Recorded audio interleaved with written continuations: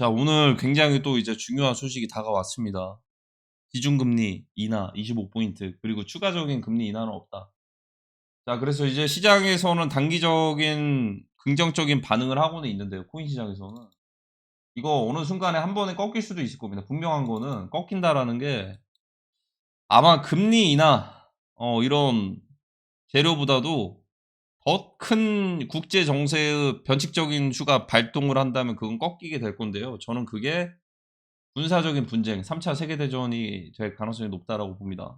일단 푸틴 대통령은 오늘 이례적으로 군복 차림으로 군사기지에 도착을 했다라고 합니다. 군복 차림으로 도착한 게 무슨 의미냐면, 기존에는 이제 평시복을 입었는데, 이제 군복 차림으로 이제 군사기지에 도착을 한 거는 우리는 전쟁은 끝낼 생각 없이 더 크게 갈 것이다. 라는 샤라웃이라고들 해요. 그 말은 뭐냐면 우크라이나 전쟁에서 끝나는 게 아니고 최근에 폴란드만 있었던 게 아니고요. 이제 폴란드 그리고 루마니아 이쪽 접경 지역에서도 드론이 폭파가 됐단 말이죠. 특히나 그 나라들은 우크라이나가 완전히 몰락됐을 때 그 다음에 나토 연합 국가들이란 말이죠. 그 나라들은 그 바로 앞에 있는. 그래서 러시아가 나토랑 전쟁을 하려고 하는 게 아니냐라는 얘기들 많이 돌고 있죠, 지금. 근데 거기서만 끝날 게 아닐 겁니다. 분명한 건 러시아와 나토가 전쟁을 하면 동북아에서도 2차 트리거가 될 거고요. 최근에 만났던 전승절에서의 그런 모습들이 그대로 이제 실행될 가능성이 굉장히 큽니다. 그리고 러시아의 전력이 만약에 약해졌다라고 한다면 최근에 전승절에서 보여줬던 모습처럼 잠깐 단기적으로는 연합으로 가는 거죠. 부족한 무기들이나 이런 것들은 당연히 중국에서 지원을 해줄 수도 있는 거고, 간접적으로.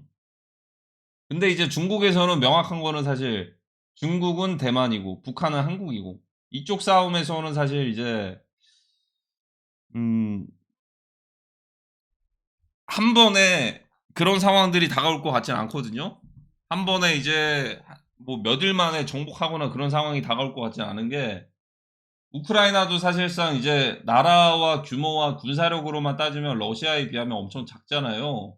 근데 그 작은 나라가 러시아를 상대로 3년이라는 시간이 거쳤기 때문에 이제 대만도 그렇고 한국도 그렇고 만약에 그런 상황이 발생하면 그래도 나름대로 균형이 좀 어느 정도 맞춰지면서 진행되지 않을까라는 생각이 듭니다. 그래서 이거는 좀 상징적인 것들을 얘기를 해주고 있다. 자, 그리고 이제 금리 인하를 앞두고서 이제 국회의사당 바깥쪽에 트럼프 대통령이 비트코인을 든 황금 트럼프 동상이 설치되었다라고 합니다. 굉장히 좀 이례적인 상황이죠. 이랬던 적은 없었던 것 같은데, 지금 나름대로 뭔가 그 주식시장에서만 따지면은 긍정적으로 보일 수는 있겠으나 지금 터지기 직전이란 말이죠. 지금 정세가 코인이랑 주식이 한순간에 폭락할 수도 있을 만한 재료가 3차 세계대전인데 그게 터지기 직전인데 이런 상황들이 다가오는 게 오히려 저는 오히려 조심해야 될 수도 있다라는 생각이 듭니다. 왜 그러냐면 일단은 내년 CBDC나 이런 것들이 내년으로 미뤄지기도 했고요. 원래 올해 6월 달에 끝나고 이제 바로 진행될 수가 있었던 게 미뤄진 게 우크라이나 러시아랑 상황이 좀 비슷해요. 우크라이나도 CBDC랑 이런 것들 하다가 얼마 안 있다가 러시아 우크라이나 전쟁 터졌거든요. 그러니까 자유진영과 공산진영에 아직 대전투가 남아 있다라는 의미이기도 한데 아마 변수가 생길 것 같네요. 느낌이 드는 게. 그리고 이제 지금 최근에 논란이 있었던 게 사실상 이제 제프라는 그 하이퍼리퀴드 설립자와 하이퍼리퀴드 거래소가 굉장히 성장을 많이 했단 말이죠. 여기 예전에 북한이 한번 거래를 했었다라고 얘기도 있었어요. 한번 북한이 뭐 선물 거래도 할 수 있다 이렇게. 이쪽에 이제 선물 거래량이 사실상 이제 CX 거래소 이제 대형 거래소들과 맞먹을 정도로 영향력도 커졌고 거래량도 많이 늘어났습니다. 여기의 특징은 뭐냐면 일단은 익명성이 좀 보장이 되고 덱스 자체가 개인 지갑이 곧 주소거든요. 그 사람의 KYC나 이런 게 필요가 없어요. 그래서 익명 거래를 추구하는 사람들이 사실상 이 하이퍼리퀴드 거래소를 많이들 사용을 할 수가 있고 무엇보다도 여기 하이퍼리퀴드 거래소를 사용을 많이 했던 것들 중에 하나는 하이퍼리퀴드 여기를 퍼프덱스라고들 합니다. 그 PERP 퍼펙추얼리 이제 덱스라고 이제 선물 거래소인데 이제 덱스 버전 그 거버넌스 토큰이 하이퍼리퀴드 거래소 토큰을 약간 이제 보상받을 수 있었던 그런 이제 거래량에 따라서 보상받을 수 있었던 그런 것들도 있었다 보니까 거래량이 좀 많이 늘어난 것도 있고 뭐 쓰다 보니까 괜찮네라고 해가지고 계속 쓰는 사람들도 있어요. 그래서 여기에 대해서 입지가 높아지다 보니까 바이낸스에서 견제를 하는 게 아니냐라는 그런 찌라시가 돌기도 했어요. 왜냐하면 여기에 대해서 트럼프 대통령이 집권하고 나서 트럼프 대통령 2기가 되고 나서 트론의 창시자 저스틴 선이 특히나 트론 회사가 나스닥에 상장이 되기도 했고 그리고 창펑자오에 대한 이제 사면 가능성, 특별 사면 가능성이 높아지면서 창펑자오가 이제 바이낸스 CEO로 복귀하는 게 아니냐라는 걸로 얘기들이 있었다가 거기서 이제 창펑자오가 아스터라는 이제 덱스 거래소로 또 이제 밀고 있거든요. 여기서 이제 아스터 덱스가 하이퍼 리퀴드를 견제하기 위해서 이렇게 나온 거다, 만든 거다라고 이런 얘기들이 있어요. 근데 이제 아직까지는 확신을 못하는 게 사실 창펑자오가 만약에 특별 사면을 받았다라고 해가지고 바이낸스 CEO로 다시 복귀할 거라는 가능성은 있겠지만 그건 솔직히 좀 반반이에요. 왜냐하면 일단 창펑자오가 BNB를 68% 정도로 가지고 있고 그리고 지금 바이낸스 CEO 자리가 이미 다른 사람이 좀 대체가 되고 있기 때문에 특히나 무엇보다도 이제 저는 오히려 BNB 쪽에서 뭔가 좀 큰 변수가 생길 수도 있다라고 생각이 드는 게 여기 밑에 후보군도 어떻게 보면 뱅크먼 프리드가 있단 말이죠. 샘 뱅크먼 SBF가 있어요.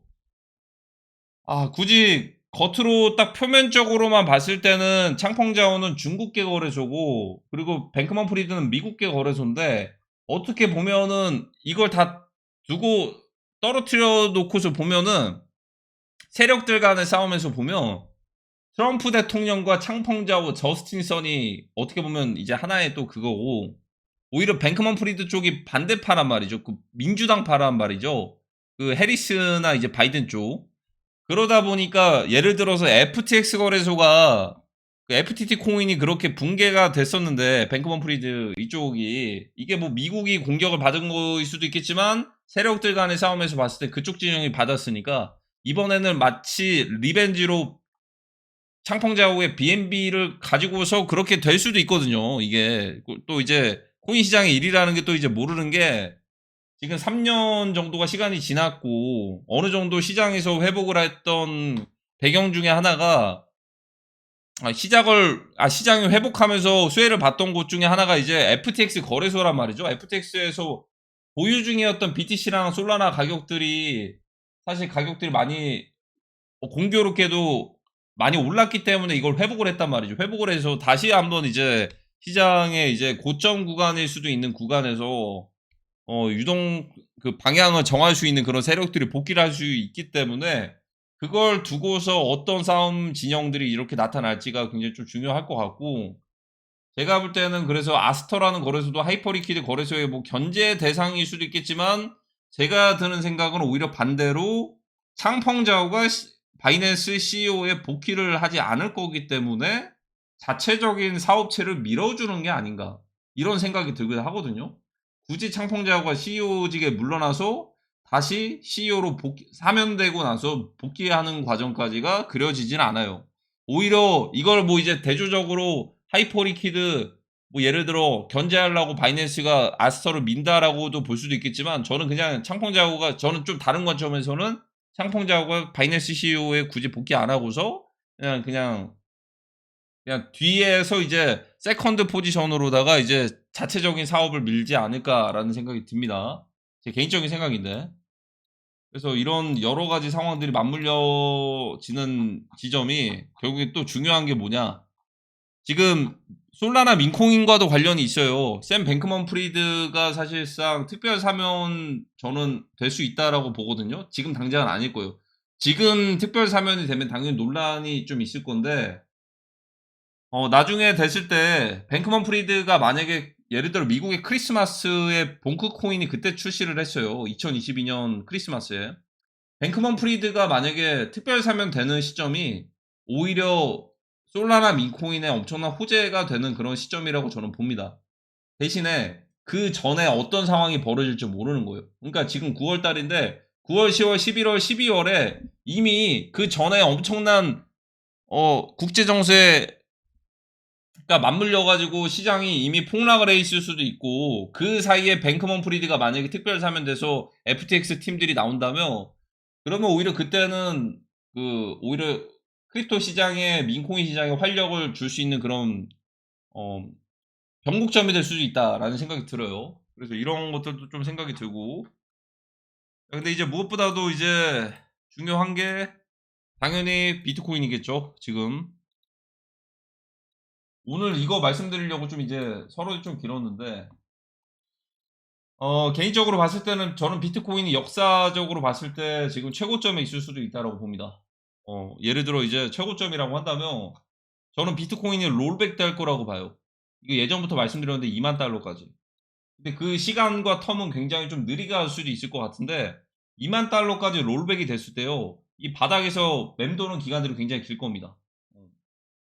자, 이거 회복하기까지가 사실상 전 세계 전쟁이 끝나고 재건하고 재편되고 새로운 국가가 세워지는 곳들도 있을 것이고, 그 기간 동안에 크립토가 오히려 좀 외면받을 것이다라고 보는데, 아마 이 사이클에 이 시기에요, 아마 크립토를 좀 이제 관심을 아예 안 가지겠다라는 사람들도 많아질 겁니다. 마치 2008년 리먼 브라더스 사태가 터지고 나서 미국 주식과 미국 금융시장을 불신한다라는 얘기들이 많았는데, 실제로 시장이 17년이죠.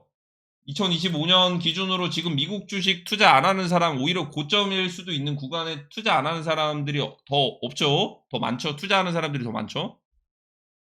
그런 것처럼 결국에는 시장에서 회복을 하면은 뒤따라오는 거는 그냥 자연스러운 과정이고, 아마 그런 상황이 엄청난 호황 사이클에 오기 전에 큰 충격을 줄 수 있는 게 저는 오히려 크립토라고 봅니다. 왜냐하면 크립토는 앞으로 먹을거리이기 때문이에요.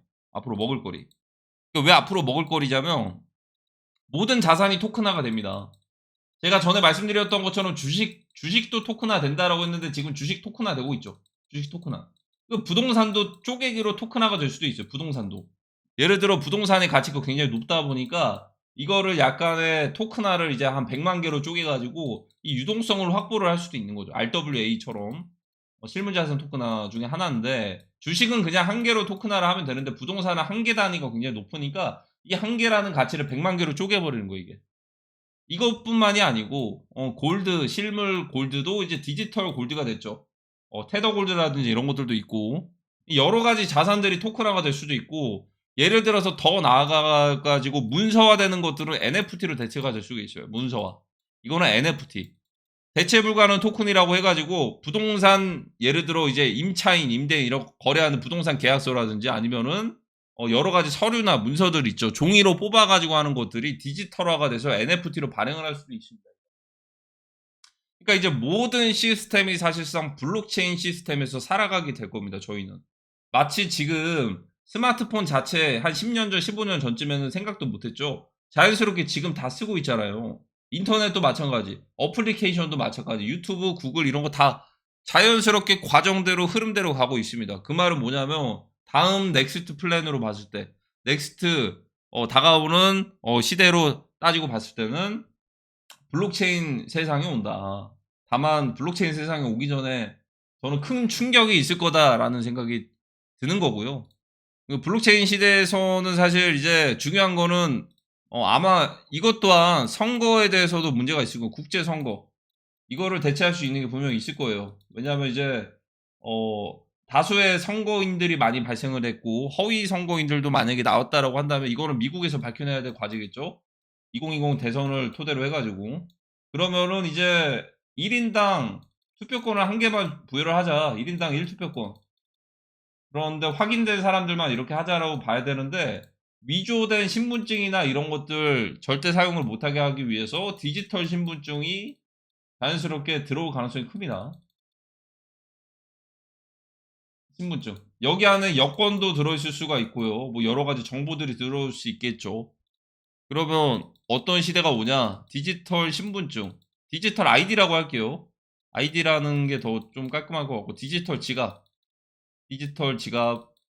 자산, 막 이런 것들 있죠.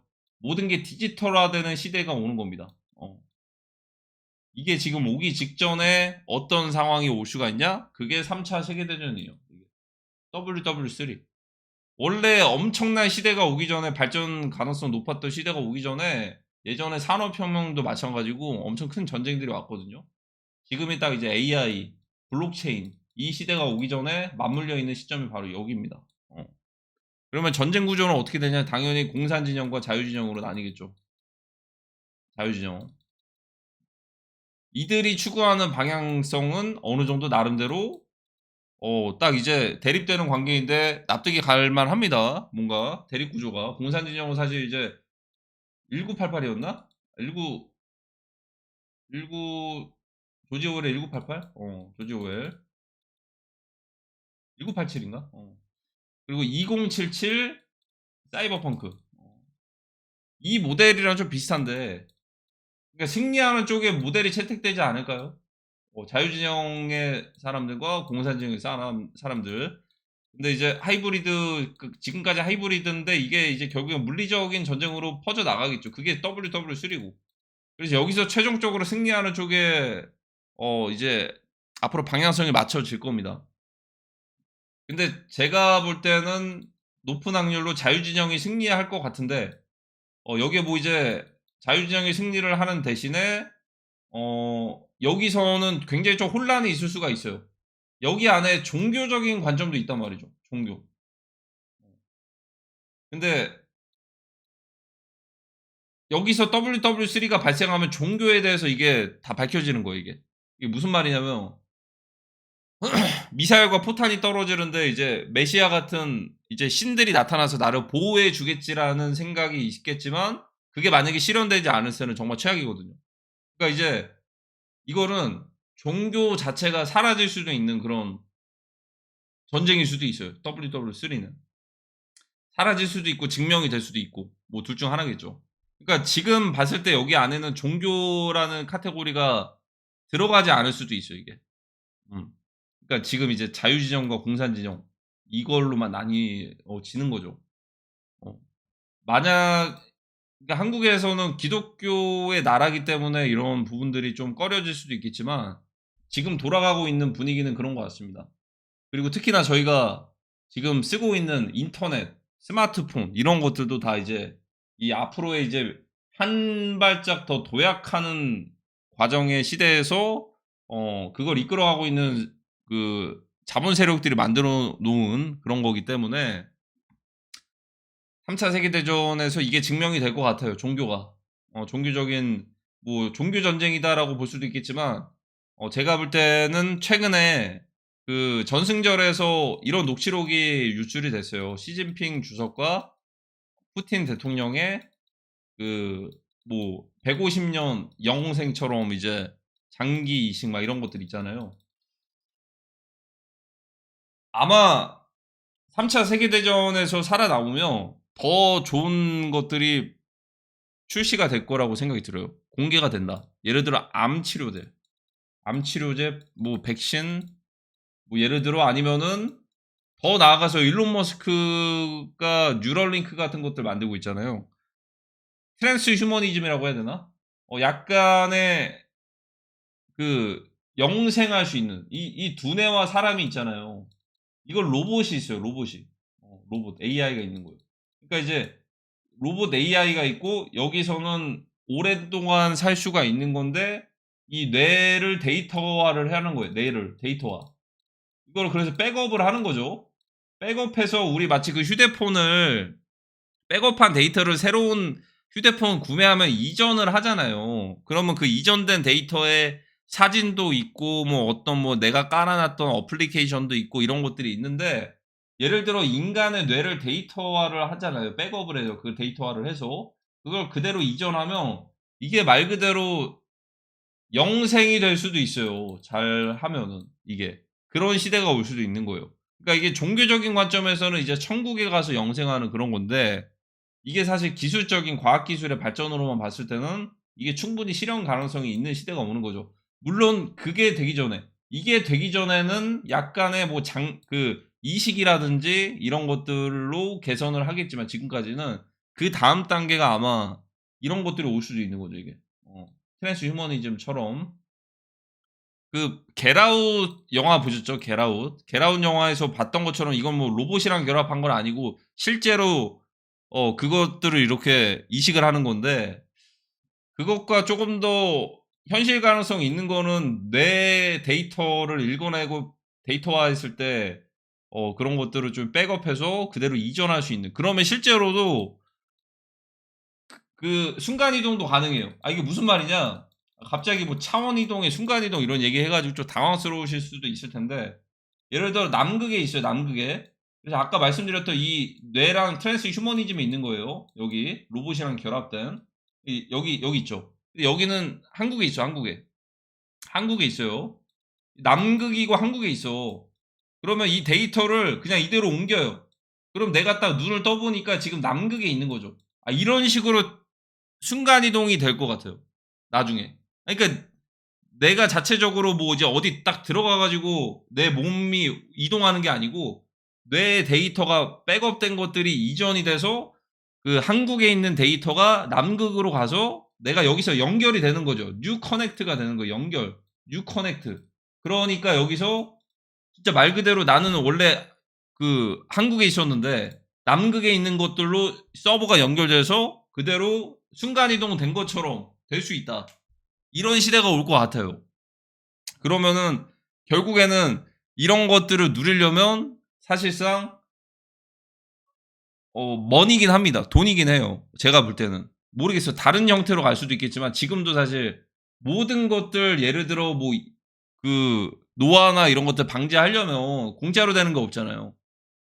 그래서 3차 세계대전을 잘 살아남아야지 되지 않을까 이런 생각이 들기도 합니다. 그 다음 시대가 오기 전에. 근데 이제 물론 저는 기회는 있다라고 생각이 드는 게 아까 말씀드린 것처럼 뱅크먼 프리드 SBF가 특별 사면 되는 시점이 저는 본크 코인부터 시작을 해서 오히려 민코인의 수요가 많이 늘어나는 그런 시기가 될 수도 있다라고 생각이 들고 근데 지금이 중요한데요. 지금이 흐름이 어떻게 될지 모르겠네. 그러니까 저는 둘 중 하나를 보고 있어요. 만약에 비트가 만약에 꺾인다. 요 정도 선에서 다시 한번 반등을 하냐. 아니면은 간단 명료하게 심플하게만 보면 그냥 바로 그냥 이대로 가가지고 요렇게 가냐. 이 둘 중 하나. 그러니까 노란색으로 갔을 때는 시간 텀이 좀 더 있는 거죠. 노란색으로 갔을 때는. 저는 그래서 오히려 노란색 가능성이 좀 더 커 보일 수도 있다라고 보는 게 95,000달러 전에 말씀드렸던 기준을 그래서 또 한번 말씀드리는 게 있어요. 95,000달러. 자, 근데 이제 무엇보다도 더 중요한 거는 이제 다음 먹거리가 뭐가 됐을까를 생각을 해보면 사실 지금 남아있는 메이저 알트들 중에서 굳이 따지면 최근에 체인링크까지 한번 돌았고 아발란체라든지 월드코인 요 두 개 있죠. 샘 울트만이 이번에도 영국에 같이 방문을 했어요. 그 미국의 CEO들 영국 같이 방문했죠. 트럼프 대통령이랑. 그래서 월드코인이랑 또 이제 아발란체 요 두 개. 아발란체 같은 경우에는 경제 지표 이런 것들 있잖아요. 경제 지표. 그거를 이제 미국에서 블록체인 이걸 채택할 수도 있죠. 아발란체 블록체인을 선택할 수도 있고 최근에 피스 네트워크랑 비슷하게 이런 것들 우리가 협력하겠다. 미국 상무부였나요? 거기서 그런 소식들 발표되자마자 호재처럼 반응할 수도 있고. 그래서 지금 기준금리가 인하를 했음에도 불구하고 저는 비트코인만 따지고 봤을 때는 그렇게 막 이제 금리 인하한 거 치고는 반응이 그렇게 큰 것 같지는 않거든요. 최소한의 제가 느낄 때는 반응이 클 거면은 한 128,000달러는 쉽게 그냥 뚫어야 돼요. 그냥 10% 정도. 그러니까 요즘에는 그런 빔들이 없는 것 같아요. 예전이랑 좀 다르게 최소한의 미국 대선 빔이라든지 이런 추세 전환에 대한 빔이 나올 때도 된 것 같은데 그래서 오히려 좀 긍정적인 거는 이런 빔들이 나와야지만 좀 추세가 전환이 됐다라고 저는 느껴지거든요. 그와 반대로 만약에 이게 안 나오고 꺾일 수도 있다라는 생각도 들어요. 요렇게. 이게 안 나오고. 이게 나와야지만 긍정적인 건데 기준금리 인하를 했음에도 불구하고 지금 국제정세가 해결이 안 됐는데 이제 시작이거든요. 왜냐면 골드 지금 떡상했잖아요, 지금. 아직 저희가 모르는 국제정세에 대한 움직임의 지표가 골드거든요. 골드 시총도 굉장히 높은데 이 정도로 올라가는 게 예전이랑 비교를 해보면 말도 안 되는 변동이에요, 사실. 이게 거의 한 300틱인데 선물로만 따지면 이거 10% 정도 엄청 큰 거거든요, 이게. 그러니까 이게 아직은 발표가 안 됐어요. 지금 맞물려 있는 게 뭐냐? 미국이랑 지금 베네수엘라 지금 대치 상황이잖아. 베네수엘라 그리고 멕시코도 있고 그리고 이제 러시아는 갑자기 폴란드랑 루마니아 이런 곳에 이제 나토랑 전체 이렇게 그리고 북한은 제가 볼 때 가장 중요한 게 북한인데 북한은 한국이거든요. 당연히 그리고 중국은 대만인데 여기서는 무력으로 뭐 통일을 하겠다 이제 흡수를 하겠다 이런 얘기들이 있었는데 북한에 대해 북한은 오히려 그냥 나름대로 준비는 철저하게 하고 있는 것 같아요. 이게 뭐냐면 갱도 훈련도 올해 3월 달에 했고 그리고 러시아 전쟁 참전해 가지고 실전 훈련 배워왔고 기술들이나 이런 것들을 러시아로부터 이전을 받기도 했고 부족한 연료나 이런 것들 에너지 강대국이 러시아잖아요. 거기서 에너지 이제 보급받을 수도 있고 그리고 뭐 핵잠수함인가 이것도 뭐 기술 받았다라고도 하고 근데 막 이런 얘기는 안 해요. 북한에서 우리가 남한을 흡수해버리겠다 이런 얘기는 또 안 해요, 이게. 그러니까 더 헷갈리는 게 아니고 오히려 저는 북한 스타일이 오히려 그런 것들을 얘기를 안 하고서 어느 순간에 한순간에 그렇게 할 수도 있지 않을까 이런 생각이 들고 지금 그래서 미국에서도 여러 군데에 신경들을 많이 쓰고 하는데 최근에 무제한 통화 수합이었죠. 그 미국 달러랑 원화랑 이것들이 거절이 된 게 제가 볼 때는 그게 사실 원화 가치가 안전하다라고 생각이 들면은 일본이 됐든 미국이 됐든 돈을 빌려줄 수가 있는 거예요, 사실. 통화 수합으로. 근데 예를 들어 이런 생각도 들어요. 앞으로 어떠한 변수로 인해서 원화 가치가 불안정하다면 원화를 1조를 맡겨놔서 1조 원어치의 달러를 가져왔는데 예를 들어 1조 원어치 맡겨놓은 원화 가치가 똥값이 돼요. 그러면 이거 1조 달러만 빌려주게 되는 거죠, 이게. 아마 이런 이유에서도 통화 수합이 거절되는 게 아닌가 이런 생각이 들기도 하고 그게 이제 지금 원화 가치가 그렇게 흔들릴 수 있는 거는 예전에 IMF나 이런 것들보다는 저는 전쟁이라고 생각이 들거든요.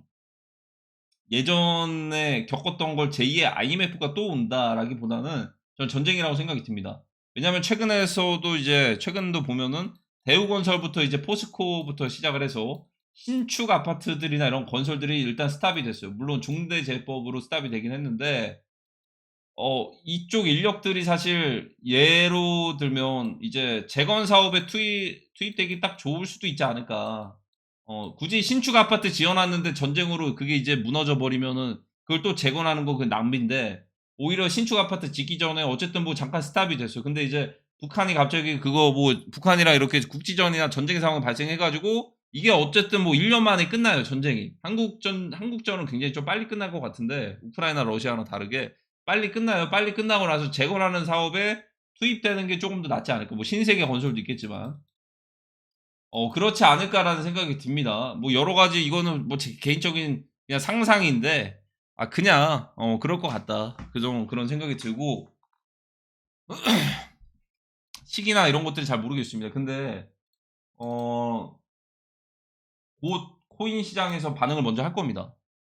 지금은 추세가 전환이 되거나 꺾이거나 둘 중 하나거든요. 지금 근데 좋은 재료들 다 나왔어요. 좋은 재료들 다 나오고 트럼프 대통령 이거 그 동상부터 해가지고 위대한 그 크립토 이런 것들부터 해가지고 막 다 나오고 있는데 갑자기 그 코인 시장이 꺾일 만한 것들은 사실 어 유사 전쟁밖에 없어요. 이게 국지전이 됐든 뭐가 됐든. 근데 예전이랑 다르게 지금은 자산 시장이 반응을 할 겁니다. 그리고 최근에 이런 게 있어요. 태국이랑 캄보디아랑 인도, 파키스탄, 이스라엘, 이란 뭐 이런 것들 분쟁 발생했는데 코인이랑 주식에 반응 없었거든요. 근데 동북아는 반응할 겁니다. 동북아에서 분쟁 발생하면 반응 무조건 할 거예요. 그건 최소한 터지는 순간 20% 정도 반응할 겁니다. 20%. 이거 조심해야 될 것 같고 뭐 조심할 것도 없죠. 이미 세력들이 너무나도 많은 힌트들을 주고 있기 때문에 그리고 지금 나오고 있는 하이퍼리퀴드 거래소에 대한 이제 바이럴도 사실 이거 북한이 하이퍼리퀴드 거래소에서 공매도 할 수도 있어요. 아 이거 지금 그런 시대입니다. 그러니까 예전처럼 해 가지고 막 그런 게 아니고 그 지금 코인 쪽에 많이 쏠려 있다면 북한의 하이퍼리퀴드 거래소에서 비트코인이나 이더리움 숏을 쳐도 문제가 되지 않아요.